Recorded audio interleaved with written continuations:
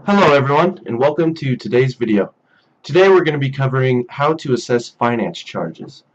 But before that, there's a couple things we need to know and set up beforehand. So the first thing we want to do before we assess finance charges is come here to Sales and Customer and make sure that we make any customers that we don't wish to assess finance charges towards, that we make them exempt. So once we're here in Sales and Customer, we can either double click on a customer or right click and edit the selected customer. And then right here there's a checkbox that says exempt from finance charges. If this is checked, then they will not be assessed finance charges when it comes to that time. So once we have that, then we want to come over here to accounting and then finance charge. And you can see if we click on one of these customers, you can see all of their invoices that have been charged finance charges. This invoice was charged 116, this invoice 64 cents, and so on.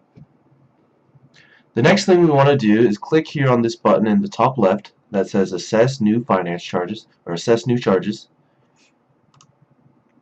And then the charge on date is just simply the date that the finance charges are going to be assessed on. The monthly interest percentage, so how much you want the finance charges to charge for, what percent of the invoice. The minimum invoice balance, so this basically means don't assess finance charges anything less than this figure here.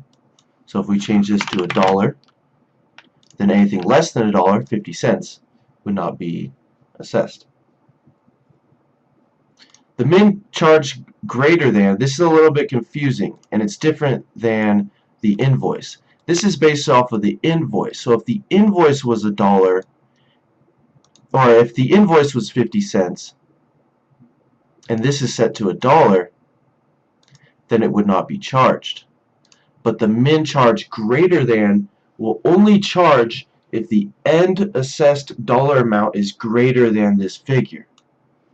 So say we have a finance charge that when we assess it, the actual finance charge dollar amount that comes out of the calculation based off of this percentage comes out to less than $1.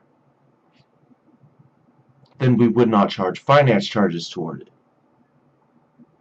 It would have to be greater than this dollar figure here. I know it's a bit confusing, and there is a tutorial that you can check out and you can read up on our website if you want to learn a little bit more about this, but it is a bit hard to explain. So checking out the tutorial would definitely help out.